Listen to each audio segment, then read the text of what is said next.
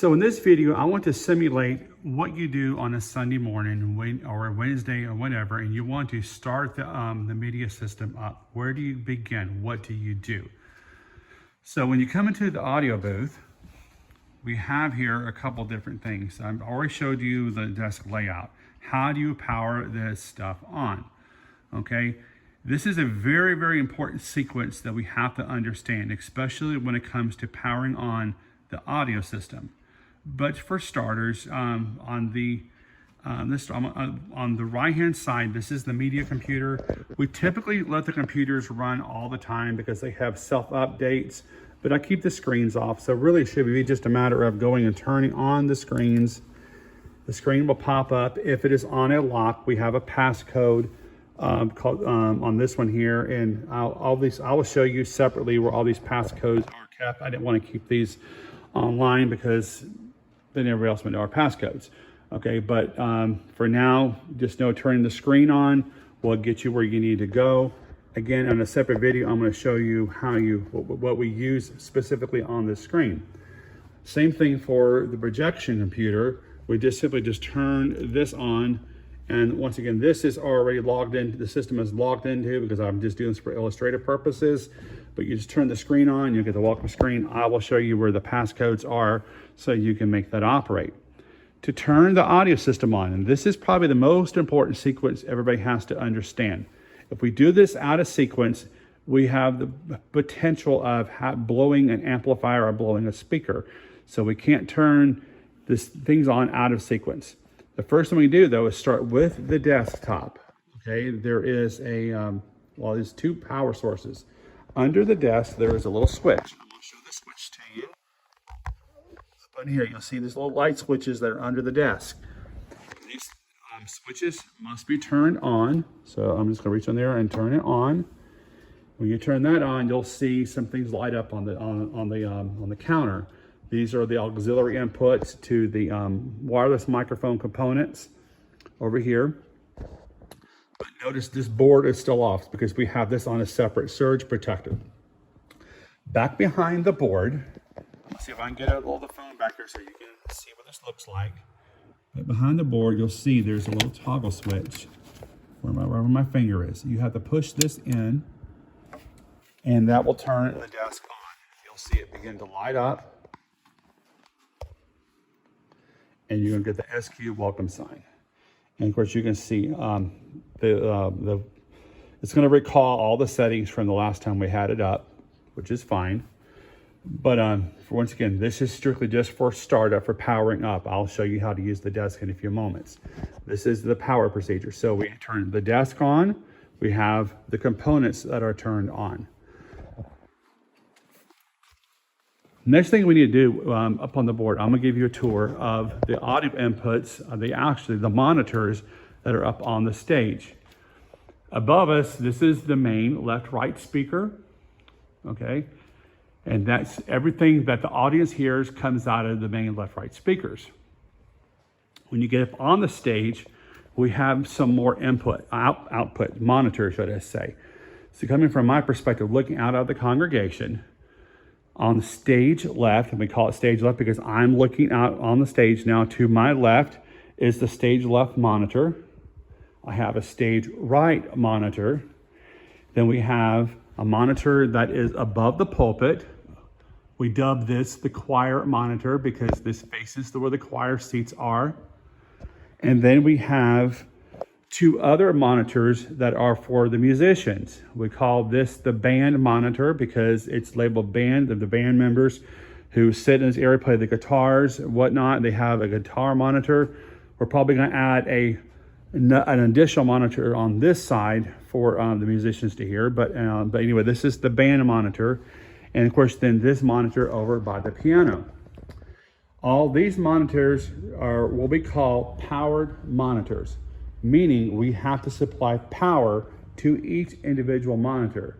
The exception is these up here. These are what we call passive monitors, passive speakers, meaning they get their power source directly from an amplifier that is completely separate from it. So there's only input cables. There's no power source going to these particular speakers. So we don't have to turn these on in sequence at the direct speaker itself. That'll make sense in a moment. For these though, you'll see that these actually have an input, okay, to this side, and on this side there's actually a receptacle for power. So there's power going to the back side of this monitor, and we have to turn these on. Now, our engineers, our installers, they set the system up, they showed us a little trick so we can help remember visually if these are turned on or off. Obviously, you'll see lights turn on, but when this is in the laid down position, we know that the back is accessible and theoretically the speaker should be turned off. Back behind each speaker, you'll see a little red light, and what you can come back here and you're gonna just tap it once, and that should turn green. When that turns green, the monitor is on. And what we do is we angle it back. So now it's the wedge is now in more line of sight to the performers up on the stage. So we turn this one on. This one is done the same way. Back behind the speaker, I'm going to turn it on by just pushing it once. It will turn green and tilt the monitor back. Again, so we know it's facing the musicians and we know it's now powered on. Okay, so after powering on both of the floor wedges, we have to also power on the musician monitors. The musician monitors are up here on the stage. We have a piano monitor and the band monitor. And these are located right up here. There's a power switch behind each one. This has to be turned on. I had this on a minute ago because I messed the video up. So we turn it on here, okay? And then the other monitor up here for the band, there's also a power switch here, and this gets turned on. Now, we mentioned all the floor monitors have to be powered separately, and we just turn those power sources on. But you heard me mention a minute ago that we have other speakers. These are the house speaker, the choir monitor, and then this monitor, this speaker back here. This is the subwoofer. So the subwoofer and the choir monitor and the house speakers are what we call passive speakers, meaning they have to have their power source from another area. And so we don't have a ladder. We go up here and turn these on every time. They have to be powered off and on. They are powered by an amplifier in the back of the building here. So I'm going to show you now where those are located and how we turn those on. So you have to walk back behind the stage. And again, part of my jiggly motion on the camera, but I want to give you a little tour of how we get back here. So get back behind where the restrooms are.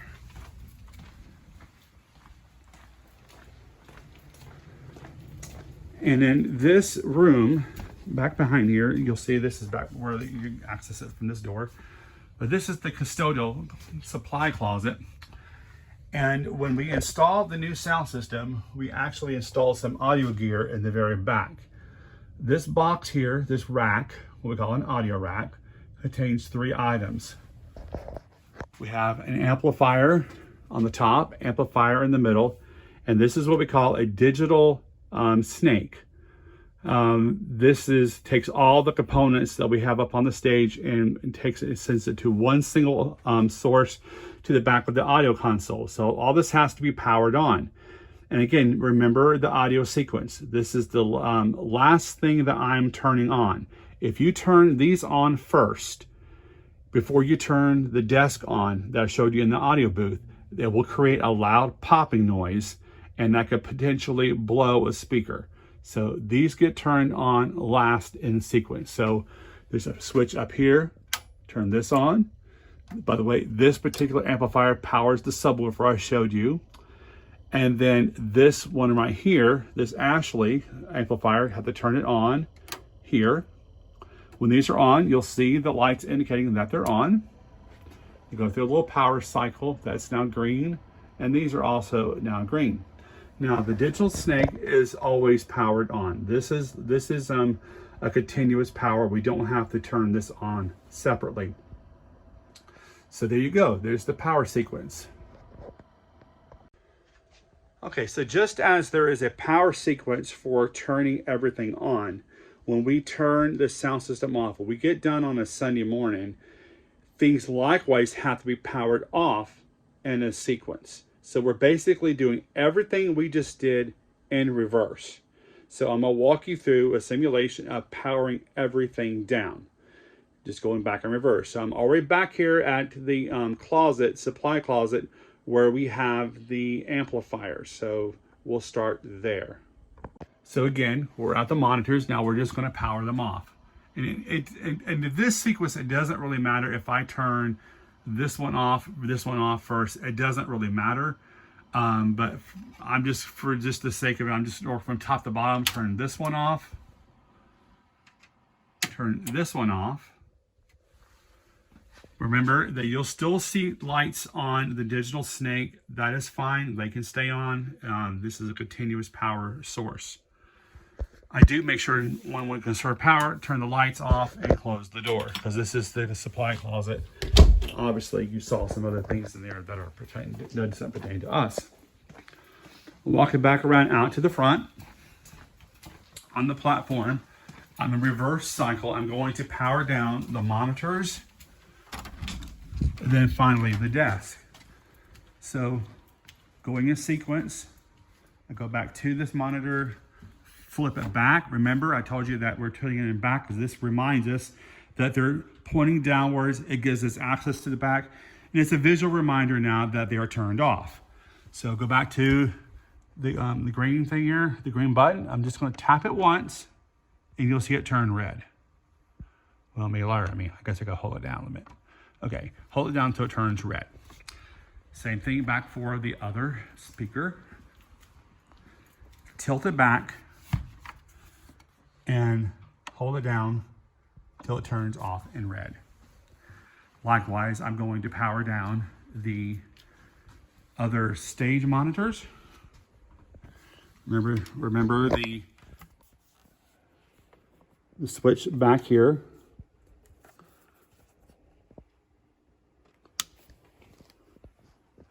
You'll see that turn.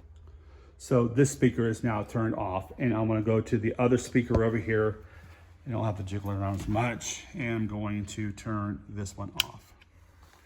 Okay, so now we have all the power monitors, the amplifiers, all the power, all the sources going to the media system are turned off, with the exception of the desk or the audio console in the very, very back. So we'll just make a little trip back here. And there is a slight little sequence of powering down the board as well. And I'm repeating myself a lot, but remember, this is the final piece that's turned off as well. So this is assumed we have the desk lit up. How am I going to power it down? Well, simply I'm going to just go to tap the scenes button, and you'll see it's just like a computer. When you have to go to a start, shutdown, this is also a computer. So the same thing, you don't want just to shut it off. This will make sure the desk is remembering all of the previous settings that you had on here. So now once you're on this thing here, I'm going to tap the shutdown. It'll ask for a confirmation. You tap yes, and it shuts down, and it will tell you it's safe to turn off the SQ. And remember, back here, I'm gonna see if I can angle it back here. I'm gonna feel around. There's a little toggle button back here where my middle finger is, and just turn it off. So there we go. Everything is now shut off. And oh, I forgot one more important thing. Remember that there is these other components that are still on. And remember the switch that I showed you under here, right there. Just reach under and turn these off. When that's done, we're done shutting off the sound system. The final piece is turning off these computers. Remember before when I demonstrated to you how we turn these on, we do not generally shut the computers off, okay? And that's for a couple of reasons. Mainly because they do run updates, and sometimes the settings on the projector computer, for example, are sometimes they go wacky when you have to start from scratch. So we just simply shut everything down. Now you'll notice up here, what I have is you'll see that the screen is on. I don't know why this is blurry, but the screen is on and this TV is still on as well. So we have to shut these down. We didn't do this a while ago when the projector system, but I do keep the remote controls up here, and you'll see there's a power button on the top of the remote control. And so you have to just point it up to the projector, and you're going to tap it once. You'll see a little confirmation screen up on the screen, and tap it again, and the screen goes blank. We turn that one off, and then the remote control for the back wall computer monitor, we just simply point to it and turn it off. That was pretty simple.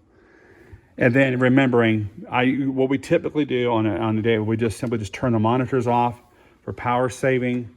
We do not have the monitors set to shut off automatically, because if we left this computer idle for a period of time during the sermon, for example, and I have it set to power down to save energy, that could shut our projection presentation off in the middle of the sermon.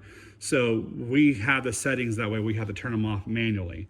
But again, the PC is still turned on, but it will automatically lock after a certain period of time for security purposes. But if you do have to turn them on, there's a power button on the tower here and a power button on the tower over here.